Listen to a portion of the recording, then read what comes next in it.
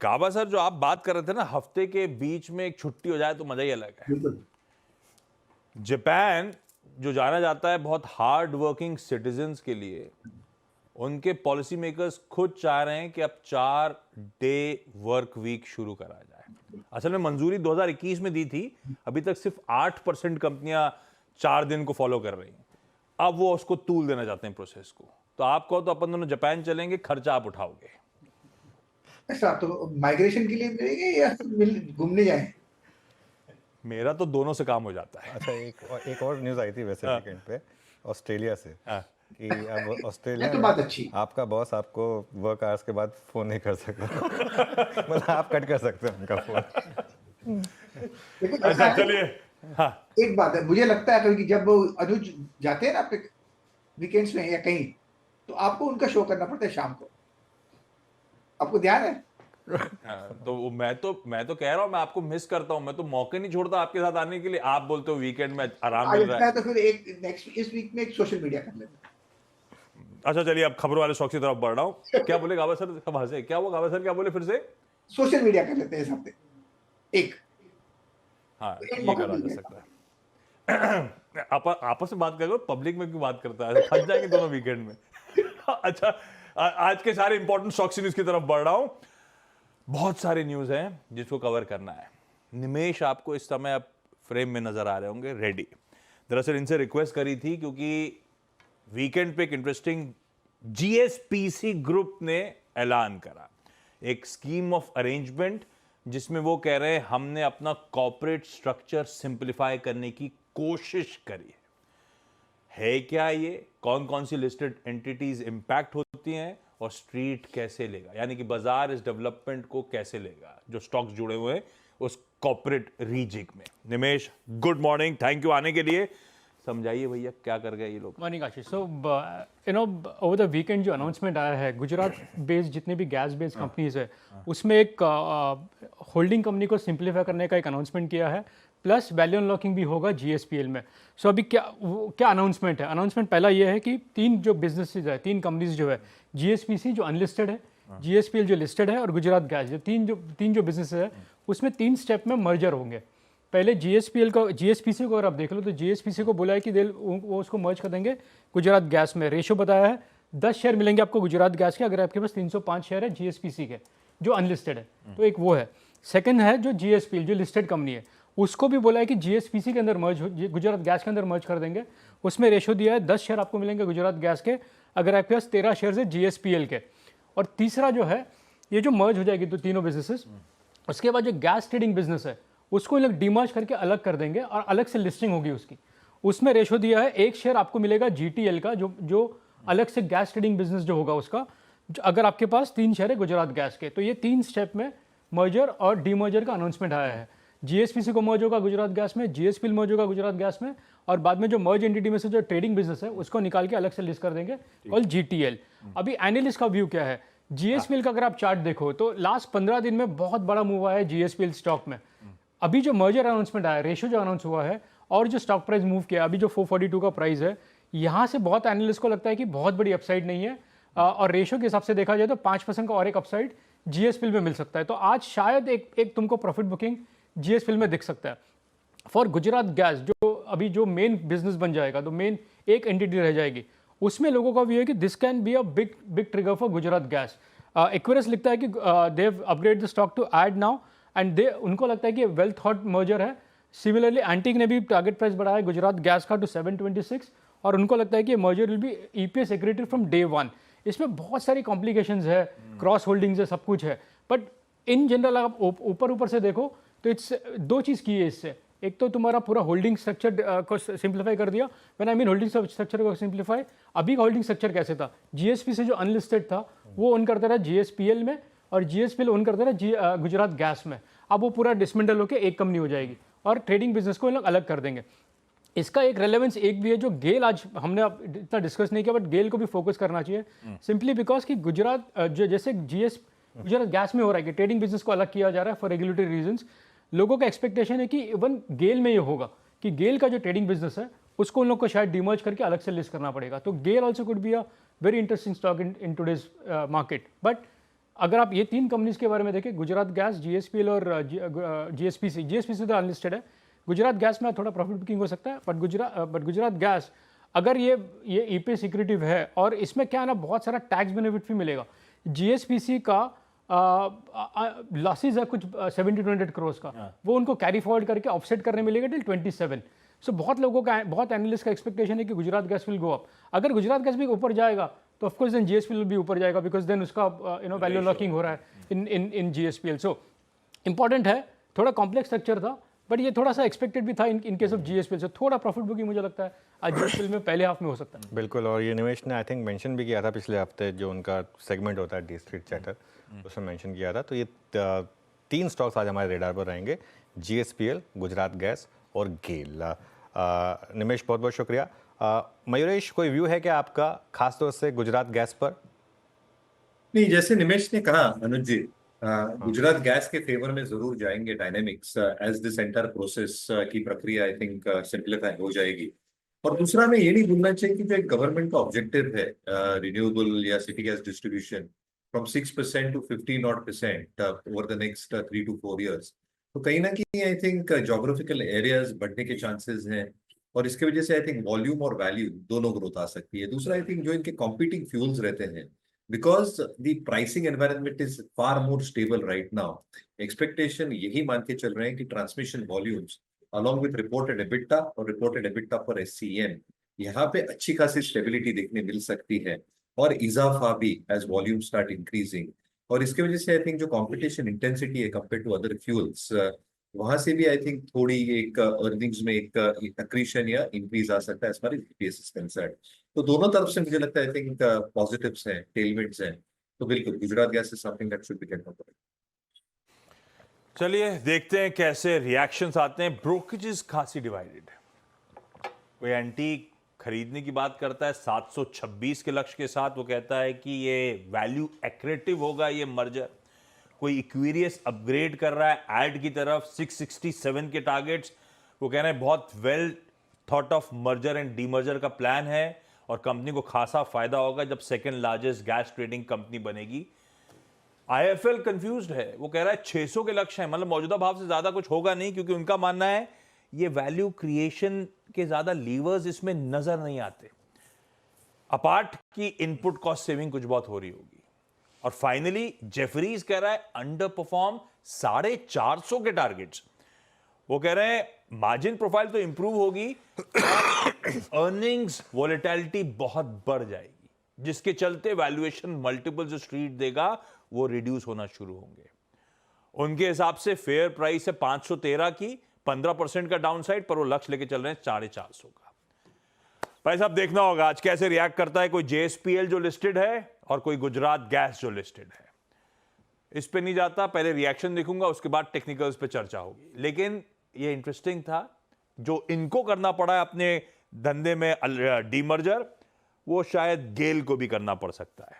ऐसे में गेल का चार्ट, मानस एक बार देखिएगा जरा गेल का चार्ट कैसा लग रहा है। देखिए, गेल में जो पैटर्न है वो पॉजिटिव है, क्योंकि 50 डे मूविंग एवरेज के आसपास 2 बार सपोर्ट लिया।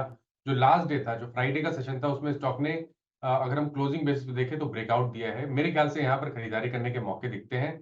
232 रुपए के स्टॉप लॉस से खरीदारी करेंगे। जो पिछला हाई था 246 के आसपास, स्टॉक उसको टच कर सकता है। आगे बढ़ूंगा, बहुत सारी खबरें हैं जिस पे बातचीत करनी चाहिए। ऑटो सेल्स के नंबर्स कल आए, भर भर के आ गए, जिस पे आज रिएक्शंस होने हैं। कैसे हैं? अपफ्रंट तो कहूंगा मिले जुले, किसी के बेहतर किसी के खराब, ऐसी स्थिति है। मारुति सुजुकी के साथ शुरुआत कर रहा हूं। कुल बिक्री आई 1,81,000 यूनिट्स, 1.79 लाख यूनिट्स की एक्सपेक्टेशन थी। इन लाइन, स्लाइटली अहेड, और उसका कंपोजिशन उस पर चर्चा हो चुकी है, बेहतर है, तो मारुति रखिए रडार पे। टाटा मोटर्स बिक्री का आंकड़ा थोड़ा सा कमजोर है, 74,300 यूनिट्स आवास का अनुमान था, 71,600 यूनिट्स आया, 8% गिर गया, बिलो एस्टिमेट्स। मैं सिर्फ हेडलाइन नंबर्स, कुल बिक्री के आंकड़ों पे जा रहा हूं इस समय। हीरो मोटोकॉर्प अगस्त की सेल्स इन लाइन या कह लीजिए स्लाइटली अहेड, साल दर साल बिक्री 5% और मंथ ऑन मंथ 38% का जंप है। मैनेजमेंट की कमेंट्री इंटरेस्टिंग है, हम इंडस्ट्री से बेहतर ग्रो करेंगे, फास्टर रिकवरी एक्सपेक्ट कर रहे हैं रूरल सेगमेंट में, 125 सीसी सेगमेंट में, और नए लॉन्चेस लेकर आएंगे स्कूटर्स में। इंकरेजिंग कमेंट्री इसीलिए रडार पे।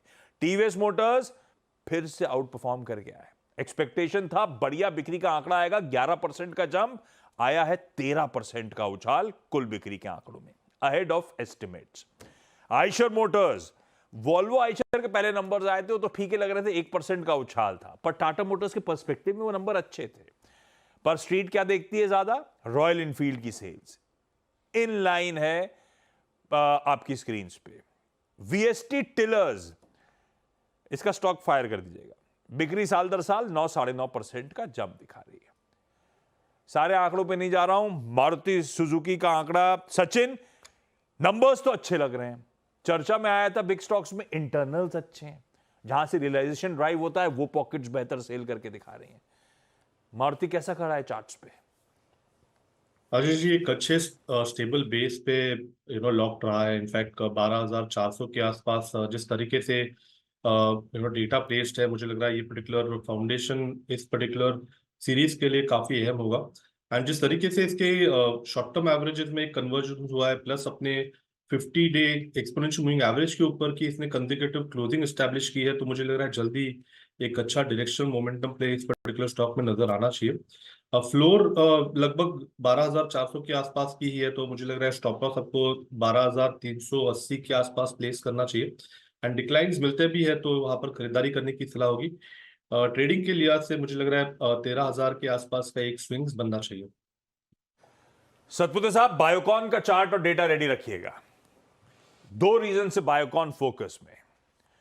एक तो इसकी विशाखापट्टनम फैसिलिटी में इसने ग्रीनफील्ड एपीआई क्षमता खड़ी करी थी। ग्रीनफील्ड मतलब नया अपना प्लांट खड़ा करा था। यूएसएफडी ने आके उसे इंस्पेक्ट करा, एस्टैब्लिशमेंट इंस्पेक्शन रिपोर्ट आई, क्लीन चिट मिल गई है। आसान शब्दों में उस नए प्लांट से यूएस में एक्सपोर्ट कर पाएंगे, अच्छी खबर। दूसरा, बायोकॉन का आम जो है बायोकॉन फार्मा, उसको एक स्किन इंफेक्शंस के ट्रीटमेंट वाली दवा की हरी झंडी मंजूरी मिल गई, तो बायोकॉन के लिए ले दे के अच्छी खबरें हैं। सतपुते साहब, चार्ट्स पे कैसा प्लेस्ड? आशीष जी, मेरे हिसाब से एक बेहतरीन चार्ट है। कंसोलिडेशन था, और ये जो कंसोलिडेशन का जो दायरा है वो 350 on the lower side and 365 on a higher side. So ये 15 पॉइंट में ये घूम रहा था। देखिए, आज के लिए इंपॉर्टेंट होगा 365 यानी इसका रेजिस्टेंस। मुझे लगता है कि जैसे ही रेजिस्टेंस क्रॉस करेगा, यहाँ पे एक अच्छी शॉर्ट कवरिंग रैली मिलेगी, प्रोबेबली 380। मैं शॉर्ट कवरिंग इसलिए कह रहा हूँ क्योंकि एक्सपायरी के पहले दिन ओपन इंटरेस्ट घटा था, तो इसका मतलब कहीं ना कहीं लगता है कि शॉर्ट कवरिंग ही तूल पकड़ेगी। तो आज 365 के ऊपर बायोकॉन बाय करे, 5 पॉइंट का स्टॉप लॉस रखे, 375-380 का टारगेट। ओके, चलिए इसके साथ साथ कुछ और फार्मास्यूटिकल स्टॉक्स रडार पे। जाइडस लाइफ, इसकी जरोड फैसिलिटी को यूएसएफडीए से वार्निंग लेटर मिला है इसकी इंजेक्टेबल्स मैन्युफैक्चरिंग फैसिलिटी का। वो बेसिकली कह रहे हैं कि करंट गुड मैन्युफैक्चरिंग प्रैक्टिसेस से कुछ वायलेशंस हैं, पर अच्छी बात यह है डेटा इंटीग्रिटी वाला कोई दिक्कत नहीं है, तो शायद अभी तो वार्निंग लेटर मिला है, लेकिन रडार पर रखिए। डॉक्टर रेड्डीज, कुछ national medical products administration of China ने इंपोर्ट, सेल और यूज ऑफ एटोमिक्सटाइन हाइड्रोक्लोराइड बंद कर दिया है। तो वो कह रहे हैं कि जिन जिन इनने भी एक ड्रग के लिए कुछ ऑर्डर विन करा था, उस स्टेटस को कैंसिल कर दिया गया है। और अब ये कंपनी फरवरी 28, 2026 तक सेंट्रल ड्रग प्रोक्योरमेंट एक्टिविटीज में चाइना की पार्टिसिपेट नहीं कर सकती, ऐसा अपडेट आ रहा है। तो ये रडार पर रखेंगे, देखेंगे रिएक्शंस कैसे हैं। बहुत सारी सरकारी कंपनीज आज रडार पे, अलग अलग रीजन से। पहले दिखाऊंगा अब रेलटेल, एसजेवीएन और एनएचपीसी। ये तीनों इसीलिए रडार पे क्योंकि भारत सरकार ने इन तीनों को नवरत्न का दर्जा दे दिया है। अब जब स्टेटस अपग्रेड करते हैं तो बेसिकली क्योंकि इनकी फाइनेंशियल परफॉर्मेंस अच्छी हो रही है इसीलिए। दूसरा, इससे फायदा क्या होगा, इन कंपनीज के बोर्ड्स और मैनेजमेंट के पास थोड़ी सी और फ्लेक्सिबिलिटी आएगी, इंडिपेंडेंस आएगा अपने खुद के फैसले लेने का। अब ये 1000 करोड़ रुपए तक के investments independently without central government approvals मंजूर कर सकते हैं। अच्छी खबर तीनों के लिए। एनबीसीसी की बोर्ड मीट होनी थी, बोनस इशुएंस पे आ गया है, 2 पे 1 का बोनस इशू। रिकॉर्ड डेट 7 अक्टूबर की है। एनएमडीसी को लेकर अपडेट आया, छत्तीसगढ़ में दांतेवाड़ा एडमिनिस्ट्रेशन ने 1620 करोड़ रुपए की पेनल्टी लगा दी है वायलेशंस के चलते। रडार पर रखिए स्टॉक को। मॉइल लगातार, आपको याद होगा बीच में मैंगनीज ओर की कीमतें बढ़ रही थी, इस बार का अपडेट है 20% तक कीमतें गिरा दी गई हैं, इसीलिए रडार पे। ओएनजीसी ऑयल इंडिया, क्योंकि विंडफॉल टैक्स की जो फोर्टनाइटली समीक्षा थी, हमने महीना खत्म करा, अपडेट आ गया है, घटा के 1050 प्रति टन पे ले आए और रिड्यूस कर दिया, पर कच्चा तेल गिरा है, ये सेंटिमेंट निगेटिव है अपस्ट्रीम कंपनीज के लिए। तो ऐसे में क्योंकि क्रूड करेक्ट हो गया $3 जहां हमने फ्राइडे को छोड़ा था, OMC, IOC, HPCL, BPCL radar पे आ जाएंगे, आपके एविएशन पेंट्स वगैरह रडार पे आ जाएंगे। और राइट्स एक और सरकारी कंपनी है जो L1 लोएस्ट बिडर के तौर पे आई है एक प्रोजेक्ट के लिए, वो डिटेल स्क्रीन पर आ जाएगी। मेरे ख्याल से $2.67 करोड़ का, $2.67 करोड़ का वो प्रोजेक्ट है, तो रखिए इसको भी रडार पे। क्विकली और इंपॉर्टेंट स्टॉक्स की न्यूज आज की बता देता हूं, ये सिर्फ सरकारी वाली थी। Vedanta third interim dividend consider करने जा रहा है। इंटरग्लोब एविएशन इसीलिए क्योंकि ओएमसीज ने एटीएफ के दाम 4.5% घटाए, प्लस क्रूड और करेक्ट हो रहा है, सेंटिमेंट पॉजिटिव अलग से। फेडरल बैंक के शेयरहोल्डर्स ने नए एमडी सीईओ साहब के अपॉइंटमेंट को मंजूरी दे दी है। बजाज फाइनेंस, जो कि मेरे ख्याल से सचिन की टॉपिक थी, इसीलिए रडार पे है। बजाज हाउसिंग फाइनेंस के आईपीओ खुलने की डेट सामने आ गई, 9 सितंबर को खुलेगा, 6,560 करोड़ रुपए जुटाने की तैयारी। सेंचुरी टेक्सटाइल्स के आर्म को नोएडा में 131 एकड़ लैंड डेवलपमेंट के लिए करार कराए, को डेवलप करेंगे वहां पे लैंड। इमामी ने एक्विजिशन करा, इसीलिए अपडेट पे। गोदरेज प्रॉपर्टीज ने हाईएस्ट बिडर निकला है 2 ग्रुप हाउसिंग प्रोजेक्ट के लिए गुरुग्राम में, 3,400 करोड़ रुपए का रेवेन्यू पोटेंशियल है। बहुत सारी न्यूज है। पहले एक काम करता हूं, कंचन के पास चलता हूं, आपको ब्रोकरेज का तड़का ऐड करवा देता हूं। मैंने कहा था बजाज फाइनेंस वगैरह सब रडार पे आएंगी, कंचन जुड़ चुकी हैं। कंचन, गुड मॉर्निंग, क्या क्या लेकर आई हैं, क्या क्या रडार पे ब्रोकरेजेस के खास? Good morning. आज मेरे पास है अल्ट्राटेक और साथ में बजाज फाइनेंस। दोनों ही शेयर में अगर हम देखें तो 15 से 20% का अपसाइड हमें देखने को मिलता है। सबसे पहले बात कर लेते हैं हम अल्ट्राटेक पे। सिटी की राय है खरीदारी की, लक्ष्य हमें 13,000 रुपये प्रति शेयर देखने को मिल सकता है। मॉनसून और साथ में चुनाव के चलते थोड़ा सा जो डाउनसाइड है वो देखा गया है, लेकिन आगे चल के ज़्यादा हाइक की हमें संभावनाएं देख सकते हैं, क्योंकि जो Q1 में नतीजे आए हैं वो कहीं ना कहीं अपने एवरेज से कम आए हैं। साथ में इंडस्ट्री में कंसोलिडेशन जो है वो इनऑर्गेनिक ग्रोथ की अपॉर्चुनिटी में हमें देखने को मिल सकता है। इसके बाद बात कर लेते हैं बजाज फाइनेंस के ऊपर। खरीदारी की राय है इनक्रेड की और साथ में जो लक्ष्य है वो है 9,000 रुपए का। कंपनी की सुपीरियर ग्रोथ, कंजर्वेटिव अंडरराइटिंग और साथ में टॉप नॉच रिटर्न रेशियो के कारण इसको काफी ज्यादा पसंद किया जा रहा है। रूरल मार्केट में दिए गए कर्ज को लेकर कहीं ना कहीं अब जो चिंताएं हैं वो कम होती हुई नजर आई है। साथ में उम्मीद से बेहतर सुधार की संभावना है, जिससे एक पॉजिटिव इंपैक्ट हमें डेफिनेटली देखने को मिल सकता है। हाउसिंग आर्म के लिस्टिंग और कंफर्टेबल वैल्यूएशन के चलते कंपनी को हाई कन्विक्शन लिस्ट में जोड़ दिया गया है।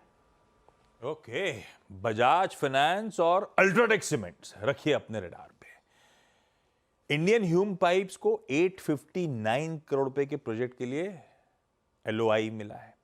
संदूर मैंगनीज को एनवायरमेंट क्लियरेंस मिली है, इनकी एक Ramgarh manganese and iron ore mines के लिए। और एक स्टॉक और गाबा सर ने यूएसएल पे दाव लगाने की बात करी थी। फ्राइडे को ग्लोबल स्पिरिट्स बहुत हरकत में था। ग्लोबल स्पिरिट्स में मोतीलाल ओसवाल म्यूचुअल फंड ने फ्राइडे को 2 लाख शेयर्स खरीदे हैं। इस बीच M&M की बिक्री का आंकड़ा भी स्क्रीन पे एक्सपेक्टेशन से कहीं बेहतर, 67,800 यूनिट्स के सामने 76,700 यूनिट्स।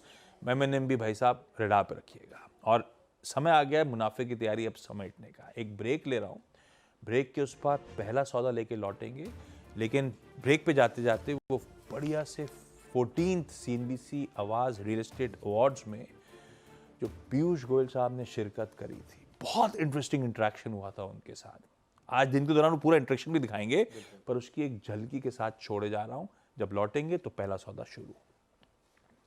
गोपाल जी ने GST की बात की, ये मैं थोड़े समय के लिए वित्त विभाग देख रहा था, ये उस समय की कहानी है।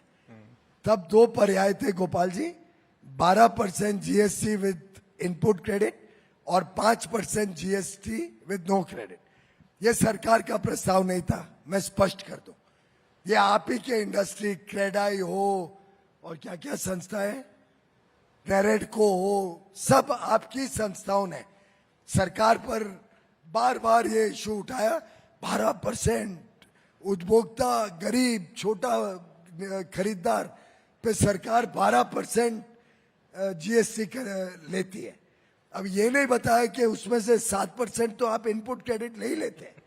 पता नहीं पास ऑन करते थे कि नहीं करते थे, मुझे नहीं मालूम, मैं आप पे टिप्पणी कुछ नहीं कर रहा हूं।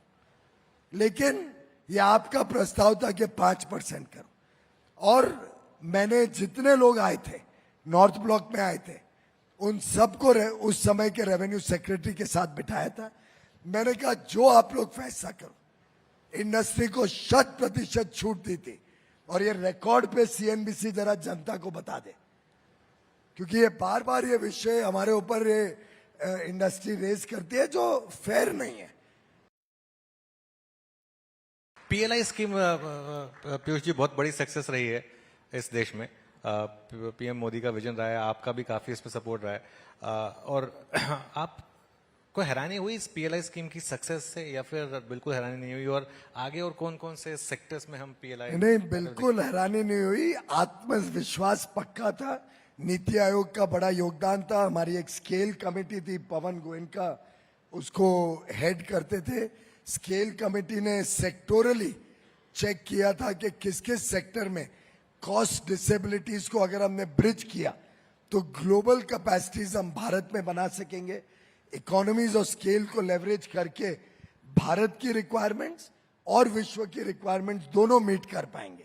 और उसके बाद नीति आयोग ने इसमें बहुत बेहतरीन काम किया, और पीएलआई स्कीम्स के तहत 1,97,000 करोड़ अलग अलग सेक्टर्स जो हमने ग्लोबल चैंपियंस बनाने थे, वो सेक्टर्स को पीएलआई दिया। फिर सेमीकंडक्टर इंडस्ट्री, कोविड की लर्निंग्स थी कि सेमीकंडक्टर में तकलीफ आ सकती है, तो 76,000 करोड़ सेमीकंडक्टर इंडस्ट्री में लगा रहे हैं, और इस सबका अद्भुत लाभ हुआ है भारत की मैन्युफैक्चरिंग इकोसिस्टम को बल देने में।